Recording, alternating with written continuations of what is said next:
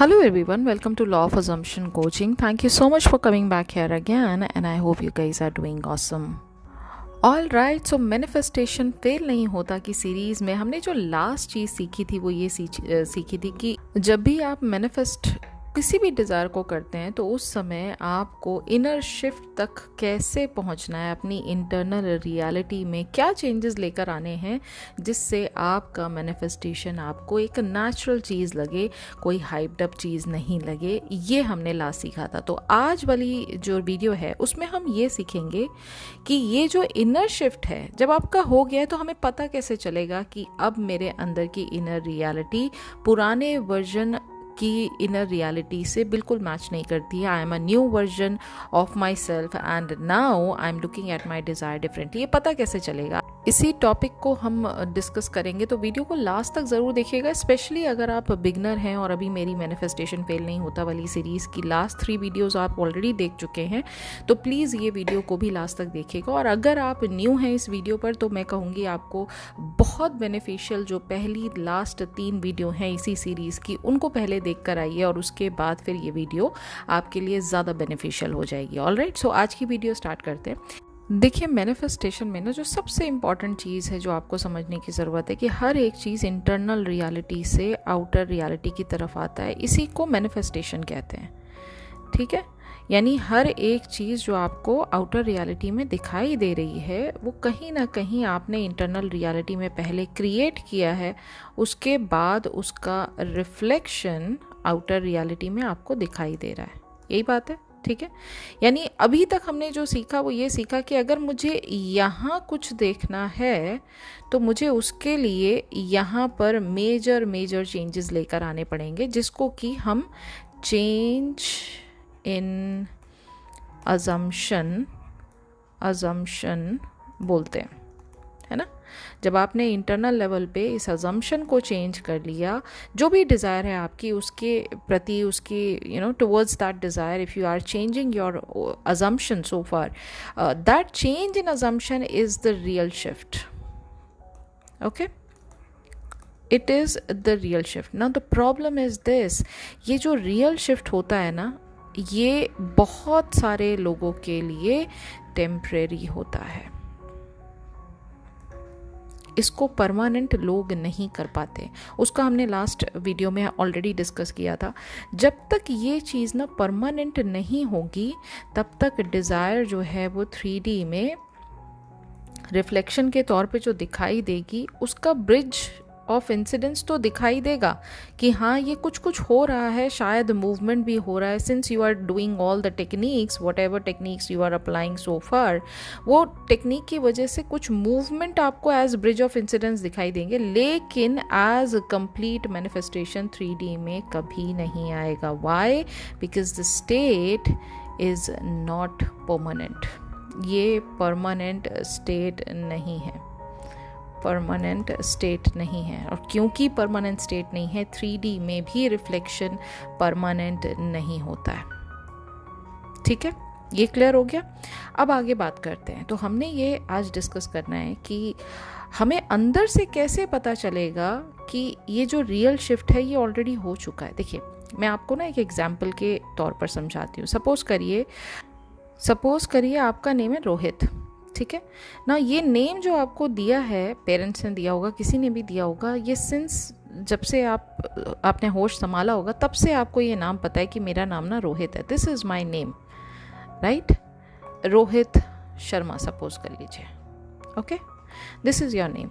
ना ये नेम आपको दुनिया का कोई भी आदमी आके कहे कि नहीं this is not your name, आपका नाम तो अमित शर्मा है। ठीक है, आप क्या उस बात को मान लेंगे? In any circumstances would you believe कि रोहित से मेरा नाम चेंज होके एक्चुअली अमित शर्मा हो चुका है? क्योंकि मेरे को XYZ पर्सन ने आके बोला तो मैं इसकी बात पे बिलीव करने लग जाऊंगा।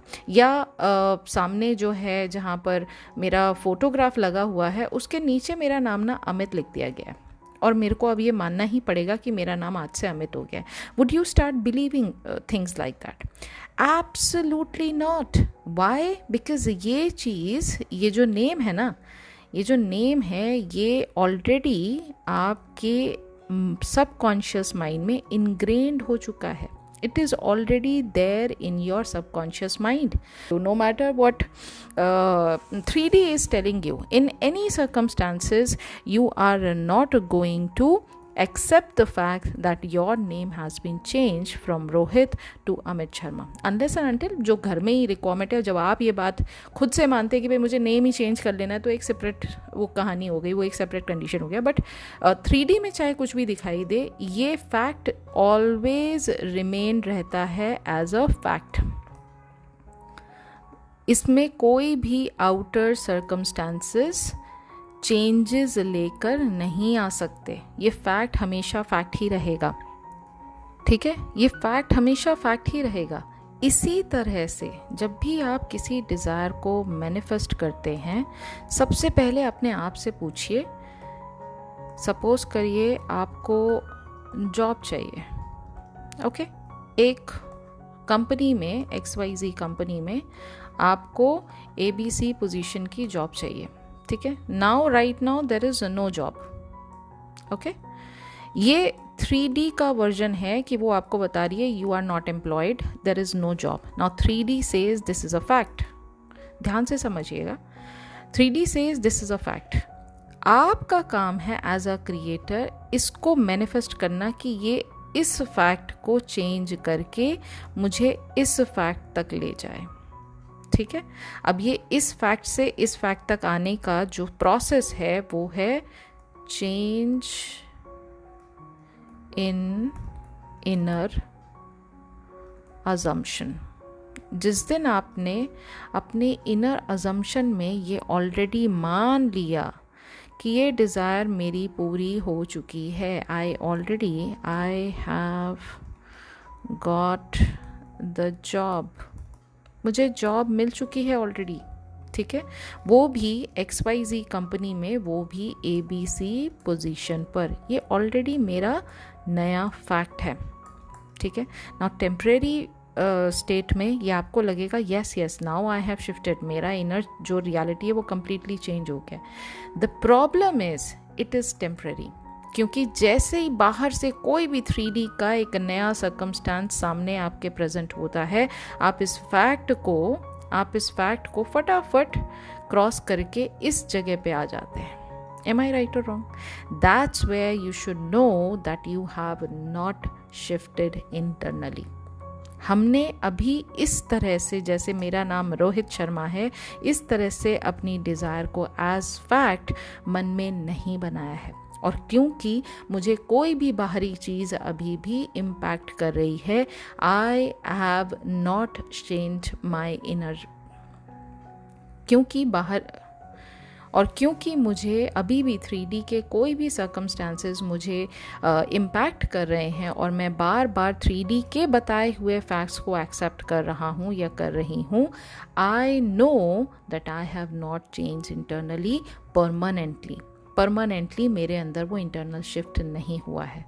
जिस दिन आपको सर्कमस्टांसेस अफेक्ट ना कर पाएँ, जिस दिन आप इस बात को, चाहे दुनिया की कोई भी चीज़ यहाँ से वहाँ आपको कहे, आप इस फैक्ट पे अपने आप को स्थिर करके बैठ जाएं और आप कहें भाई ये तो आई क्लेम्ड इट, ये मेरा ही है. इट इज़ एग्जैक्टली लाइक मेरा नाम रोहित शर्मा है, उसको दुनिया की कोई ताकत मुझसे छीन नहीं सकती है. I know this as a fact. Right, जिस दिन आपने इसको ये बात बना लिया ना, उस दिन आपकी 3D के पास दूसरा कोई ऑप्शन नहीं है सिवाय इस पर्टिकुलर सेंटेंस को, इस पर्टिकुलर अजम्पशन को 3D में एज फिजिकल फैक्ट बनाने के. ये बात क्लियर हो गई. ये बहुत इंपॉर्टेंट बात है. हमारा सारा का सारा फोकस जो होता है वो 3D में इन पर होता है कि मेरा ब्रिज ऑफ इंसिडेंस दिख रहा है या नहीं दिख रहा है, मुझे 3D में वो सारी चीज़ें दिखाई दे रही हैं या नहीं दिखाई दे रही हैं, क्योंकि हम 3D को बार बार प्रूफ के तौर पे देखते हैं. जबकि हमारा काम इंटरनल लेवल पे अपने आप से पूछने का है, what am I believing right now. मेरी करंट अजम्पशन क्या कहती है. मेरा करंट माइंडसेट मेरी डिज़ायर के लिए क्या कहता है, क्योंकि जो सच आपको अंदर से फील होगा या अंदर से आपको जवाब आएगा, रियलिटी का क्रिएशन उसी से होने वाला है। इसलिए हमें इंटरनल लेवल पे काम करना है। इसीलिए ये कहा गया है ना कि इंटरनल से आउटर रियलिटी का प्रोजेक्शन होता है। इसीलिए तो कहा गया है ना, मैनिफेस्टेशन होता ही आपके थ्रू है। अब आप ही चीज़ों को बार बार बाहरी तौर पर बाहरी दुनिया में टटोल रहे हैं, बाहरी दुनिया में उसको प्रूफ के तौर पे सीख कर रहे हैं, then who is at fault? You tell me. समझ रहे हैं आप? तो जिस दिन आपको अंदर से यह एहसास होने लग जाए that yes it is actually working out for me, it is actually happening for me, उस दिन आपकी सारी की सारी प्रॉब्लम्स ख़त्म हो जानी है। यही चीज़ इवन नेविल सर ने भी समझा है। अगर आपने पावर ऑफ अवेयरनेस पढ़ी है, उसमें एक लाइन है, the feeling which comes in response to the question how would I feel is the feeling which should be assumed. यहाँ फीलिंग का मतलब इमोशन नहीं है, फीलिंग का मतलब है एक इनर नोइंग। जैसे अंदर से कोई आर्ग्यू नहीं कर रहा है आप कि नहीं ये डिज़ायर में कोई प्रॉब्लम हो गई, तो अभी तो 3D मुझे ये दिखाई दे रही है, अभी तो सर्कमस्टांसेस मेरे ऑपोजिट चल रहे हैं, कैसे ये डिज़ायर मेरी अपनी है? No, you are already in the state of knowing that my imagination creates my reality. You are already in the state of knowing that it is me who is creating everything in my 3D reality. Manifestation मेरे through हो रहा है। और मैंने अगर एक चीज़ मान ली ना, मैंने अगर एक चीज़ अपने माइंड में होते हुए देख लिया ना, तो इसका मतलब वो रियलिटी ऑलरेडी एग्जिस्ट करती है। और मुझे सिर्फ अपने आप को, सिर्फ और सिर्फ अपने आप को कन्विंस करना है that it is actually the fact of my life. और उस कन्विक्शन के लिए एक बार में बंदा कन्विंस नहीं होता है, उसको रिपीट करते रहना पड़ता है, करते रहना पड़ता है, करते रहना पड़ता है।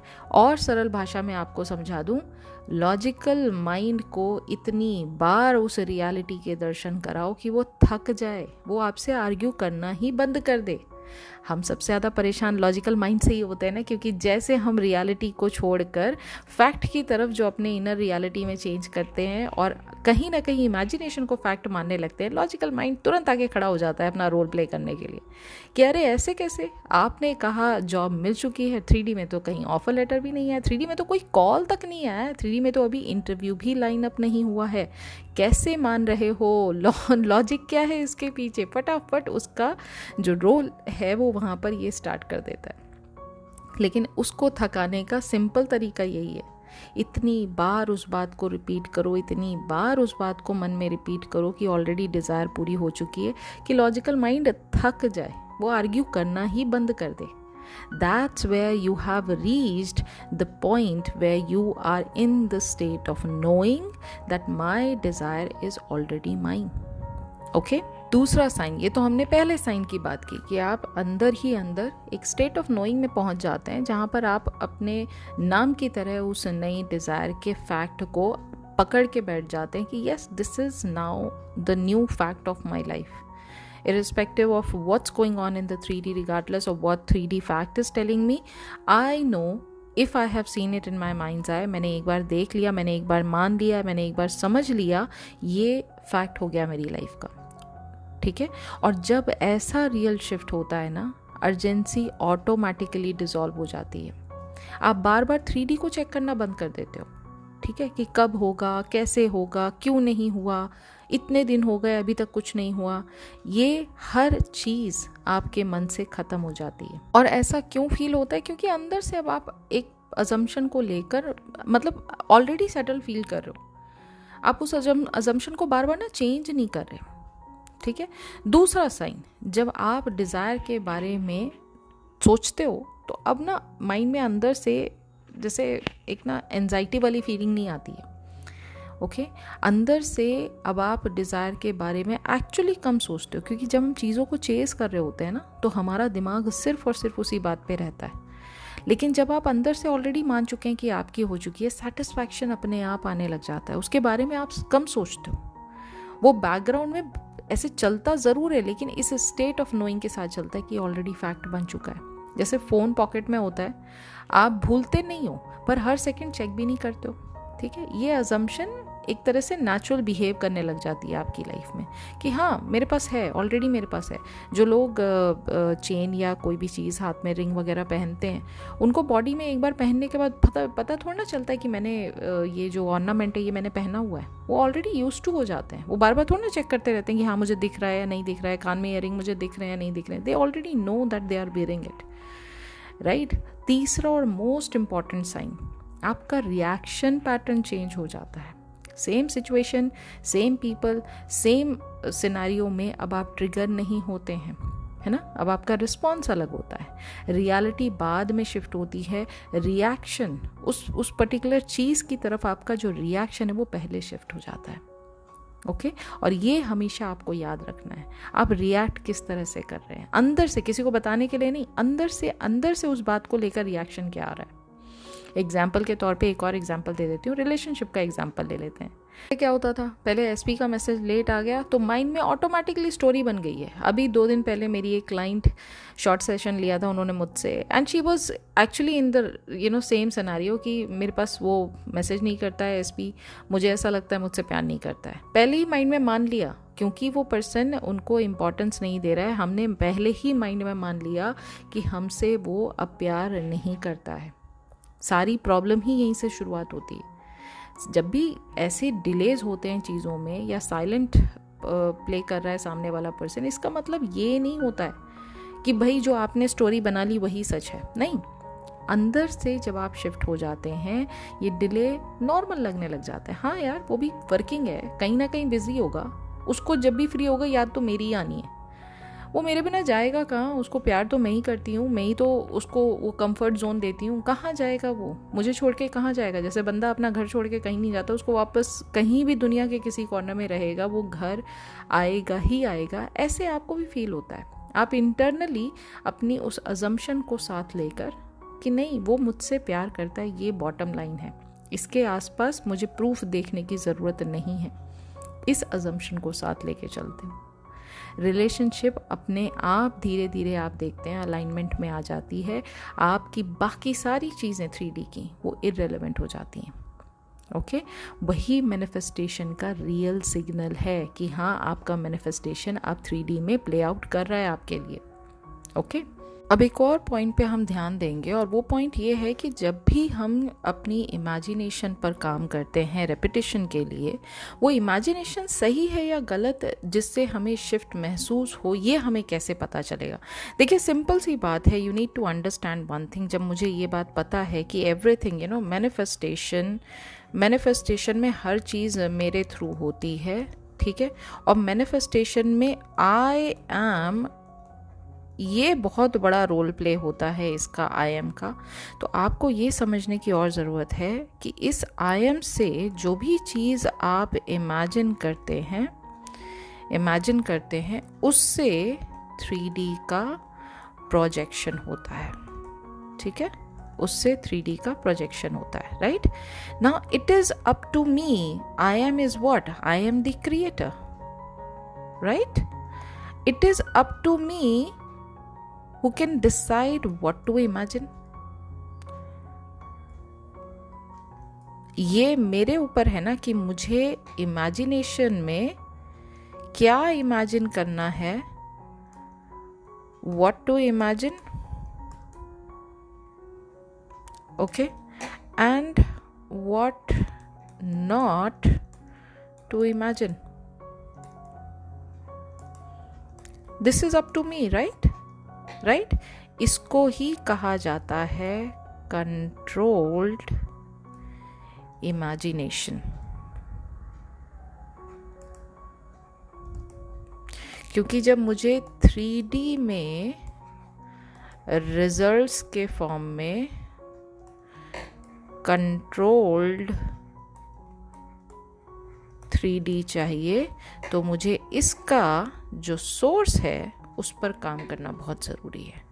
कंट्रोल 3D का मतलब, अगर आप 3D पर कंट्रोल पाना चाहते हैं तो अपनी इमेजिनेशन को कंट्रोल करना सीखिए। इसका डायरेक्ट रिलेशन है, this goes in, this goes out, this goes out, this goes in, इस तरह से काम करता है ये। तो मेरा काम है अपनी इमेजिनेशन को कंट्रोल करना, मेरा काम है ये डिसाइड करना कि मुझे कौन सा scene, which scene is decided as the wish fulfillment scene for me.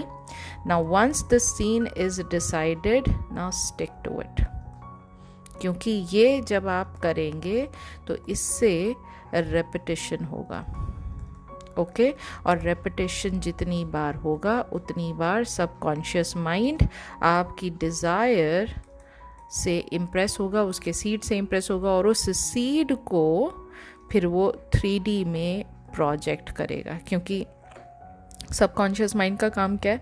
Subconscious mind का काम है डोमिनेंट थॉट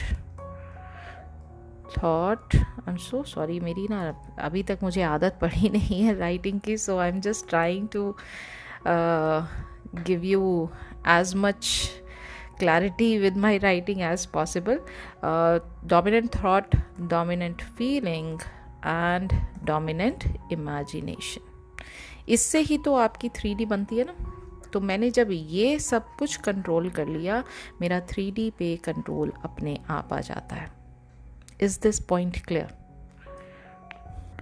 अब बढ़ते हैं हमारे लास्ट और मोस्ट इम्पॉर्टेंट पॉइंट की तरफ कि अगर मैंने जो एग्जांपल दिया था रोहित शर्मा वाला, अगर मुझे उस स्टेट पर पहुंचना है जहां पर मैं ये एक्सेप्ट कर चुकी हूं कि मेरा जो डिज़ायर है वो ऑलरेडी पूरा हो चुका है and it has become a fact.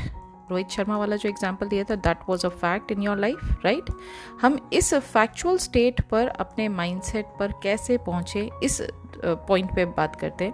तो देखिए, सबसे पहले एक और यहाँ खास बात है वो जो आपको समझने की ज़रूरत है, वो ये हर एक चीज़ आई एम से जुड़ के अवेयरनेस बनती है। और ये अवेयरनेस जिस भी जगह पे आप लगाते हैं, B it 3D, B it 4D, B it 5D, जहाँ कहीं भी आप लगाते हैं वही चीज़ रियल हो जाती है, ओके। अवेयरनेस मैंने 3D में लगाया, मुझे 3D की हर बात सच्ची लगने लगी। अवेयरनेस मैंने 4D में लगाया। अगर आपको 3D 4D 5D के बारे में नहीं पता है तो प्लीज़ एक बार पुरानी वीडियोस को जाके चेक कीजिए। 3D आपकी करंट रियलिटी, 4D आपकी जो इमेजिनेशन है वो है, और 5D is your pure consciousness, self consciousness, whatever you call it, higher consciousness, ठीक है। अगर मैंने 3D में लगाया मुझे 3D रियल लगने लग गई, अगर मैंने 4D में लगाया मुझे इमेजिनेशन रियल लगने लग गई, और अगर मैंने इसको अपने अंतर ध्यान करके इसको हायर कॉन्शियसनेस में लगाया तो मुझे स्पिरिचुअल अवेकनिंग स्टार्ट हो जाती है मेरे अंदर, ठीक है। सो सारा गेम जो है वो इसका है, ये अवेयरनेस का है। अगर मेरी अवेयरनेस 3D के उन फैक्ट्स पर है जो ये बताती है कि desire is not complete, okay, so आप ये बात को फैक्ट मान रहे हैं क्योंकि आपने यहाँ पर अवेयरनेस लगा दिया, राइट। अगर 3D की जगह अवेयरनेस आपका पहुँच भी गया है गलती से, ना अगेन जब सारा ही गेम क्रिएटर के हाथ में है तो ये आप डिसाइड करिए ना कि आपकी अवेयरनेस को कहाँ आपको लगाना है। अगर बाई चांस आपकी अवेयरनेस इस जगह पहुँच भी गई और इसको फैक्ट मानने लग गई, यहाँ से वापस आने में आपको क्या दिक्कत है, आप मुझे बताइए। आप ये डिसाइड करिए कि क्या ये फैक्ट आपको मानना चाहिए, क्या ये आप बात एक्सेप्ट करना चाहते हैं। यानी 3D में अगर आपकी जॉब नहीं लगी है तो क्या ये फैक्ट आप लिटरली एक्सेप्ट करना चाहते हैं। If the answer is no, then go back to who you really are. You are the creator, right? I am the creator of my reality. So इस स्टेट पर आके आप अपनी अवेयरनेस में ये पहले अपने आप को रियलाइज कराइए that you are the creator, you are the operator. आप हैं तो 3D है, आप नहीं हैं 3D नहीं है। ओके जब ये पावर आप वापस से होल्ड कर लेते हैं, ये पावर आप वापस से रिज्यूम कर लेते हैं at this point, now repeat that affirmation where you are telling yourself that your desire is already fulfilled. I am so happy and grateful that I have got my desired job. Okay, now you are affirming this statement by putting your awareness on it. ये awareness आपने इस affirmation पे लगाया और इसको अब आप repeat कर रहे हैं, right? When you do this, आपकी अवेयरनेस से और रिपीटिशन से इसको फैक्ट बनने में टाइम नहीं लगता है। और जब ये फैक्ट बन जाता है, लॉजिकल माइंड, सबकॉन्शियस माइंड इसको एक्सेप्ट कर लेता है। That's the right way of going about it. That's the right way to pursue your desire while manifesting it. Okay, ये बात अगर आपको अच्छे से समझ में आ जाती है, ये स्टेट एक्सेप्टेंस का परमानेंट बन जाता है। ठीक है, सो आई एम नॉट सेइंग कि 3D में आपका अवेयरनेस नहीं जाएगा, बिल्कुल जाएगा, क्योंकि 3D आपकी अवेयरनेस बिल्कुल जाएगा, बिल्कुल जाएगा अवेयरनेस 3D में जाएगा, 3D से जुड़े लोगों में जाएगा, 3D से जुड़े सर्कमस्टांसेस में जाएगा। It is bound to happen, क्योंकि भाई लॉजिकल माइंड भी तो कोई काम करेगा ना। लॉजिकल माइंड का काम क्या है? आपको 3D से परिचित कराना, आपको 3D से रूबरू कराना। तो लॉजिकल माइंड तो अपना रोल प्ले करेगा ना। Now it is up to you whether you want to give that kind of importance to the logical mind evidence और नॉट। यही तो खास बात है ना मैनिफेस्टेशन की, यही तो खास बात है कि सारा कंट्रोल हमारे पास होता है। हम डिसाइड करते हैं what to assume and what not to assume.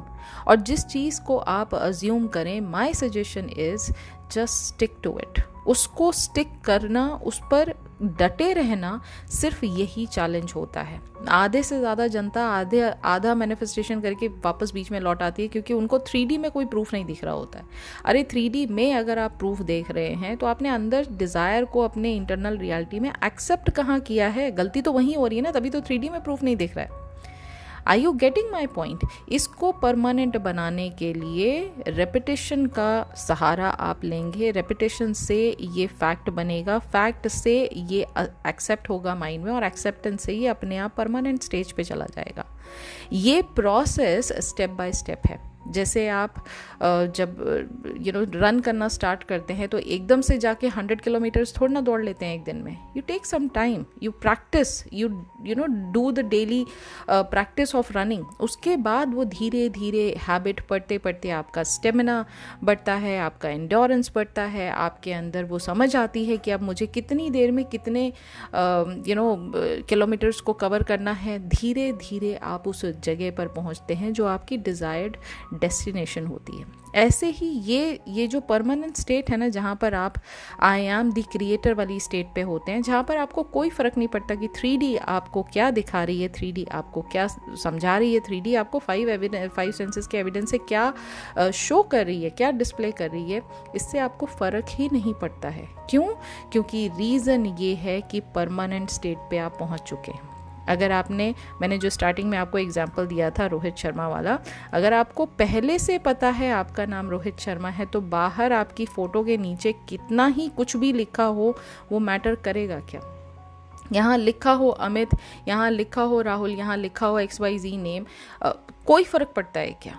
इससे कोई फ़र्क ही नहीं पड़ता, because you are not going to accept this as a fact. आपको अंदर से ही पता है कि मेरा नाम ये है। ओके और इसी चीज़ पर आप स्टिक रहते हैं।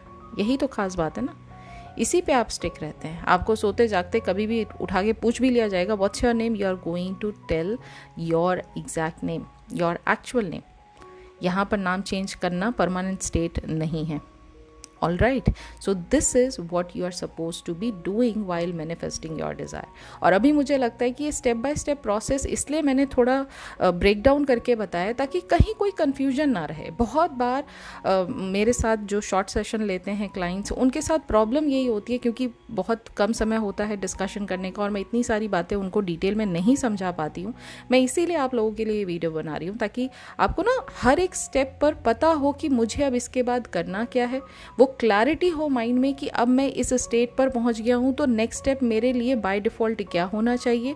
और अभी तक अगर मैं स्टेट पर नहीं पहुँचा हूँ तो मैं कमी मेरे अंदर क्या है, मेरे अंदर गलती क्या है, what is it that I am suppose to fix within me, not outside of you, within myself. मेरे को क्या चेंज करना है, because as Neville Goddard has said nobody to change but yourself. क्योंकि the world is yourself pushed out. तो आपको 3D में जाके सर्कमस्टांसेस में परिवर्तन लेकर नहीं आना है, वो अपने आप बाय डिफॉल्ट हो जाएंगे. ठीक है. All you got to do here is just change yourself, change your outlook, change your mindset, change your internal reality, change your assumption to get what you want, to experience your desired reality in your 3D. ठीक है. सो ये थी आज की video. I hope आज की video आपको पसंद आई होगी. और अगर आज की वीडियो आपको पसंद आई, आपको ब्रेकडाउन ये अच्छा लगा, आपको इससे क्लैरिटी मिली, तो प्लीज़ वीडियो को लाइक एक ज़रूर कीजिएगा और साथ ही साथ कमेंट में मुझे लिखकर ज़रूर बताइएगा आज की लर्निंग स्टेप बाय स्टेप आपने क्या सीखा, कितना आपको क्लैरिटी मिली.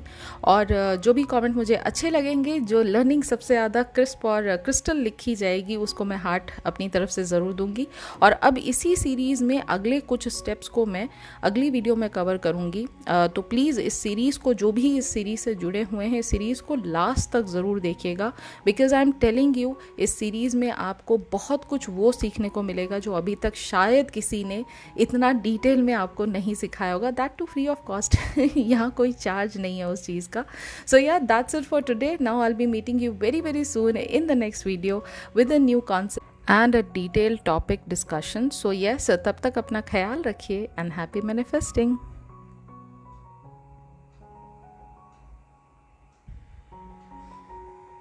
और अगर आप न्यू हैं इस चैनल पर तो चैनल को सब्सक्राइब कर लीजिए. और अगर आप डीपर लर्निंग सीखना चाहते हैं, नेविल सर की टीचिंग्स को डीपली अंडरस्टैंड करना चाहते हैं, वो भी हिंदी भाषा में, तो अप्रॉक्सीमेटली 100 वीडियोस ऑलरेडी हैं VIP मेंबरशिप प्रोग्राम में. तो आप चाहें तो उसको एनरोल करके वहाँ पर बहुत ही नॉमिनल प्राइस में VIP मेंबरशिप प्रोग्राम की लर्निंग वापस से स्टार्ट कर सकते हैं. और उस लर्निंग के साथ साथ इम्प्लीमेंटेशन ऑफ द लॉ अपनी छोटी छोटी डिज़ायर्स पे आप स्टार्ट कर सकते हैं. अगर आप बहुत सीरियस क्लाइंट हैं और किसी पर्टिकुलर डिज़ायर में आप कहीं स्टक फील कर रहे हैं, एक मैनिफेस्टेशन में आप बहुत ज़्यादा परेशान हो रहे हैं, तो आपके लिए 1-to-1 कोचिंग प्रोग्राम भी अवेलेबल है. इस गिवन नंबर पर आप मुझे कॉन्टैक्ट कर सकते हैं. आप अगर शॉर्ट टर्म कोचिंग लेना चाहते हैं which is available for 30 minutes and 60 minute, it is also available. For that also please contact me on the given number. अगर वर्कबुक में इंटरेस्टेड हैं तो भी आप इस गिवन नंबर पर मुझे कॉन्टैक्ट कर सकते हैं. और साथ ही साथ अगर आप पर्सनल कस्टमाइज सब्लिमिनल बनवाना चाहते हैं या पर्सनल मैनिफेस्टेशन स्क्रिप्ट बनवाना चाहते हैं जिस पर अभी भी डिस्काउंट चल रहा है 10% का, आप मुझे इस गिवन नंबर पर कॉन्टैक्ट कर सकते हैं. तो yes, that's it for today. Now I will be meeting you very soon with a new success story, new content in the next video. Until then, please do take care of yourself and happy manifesting.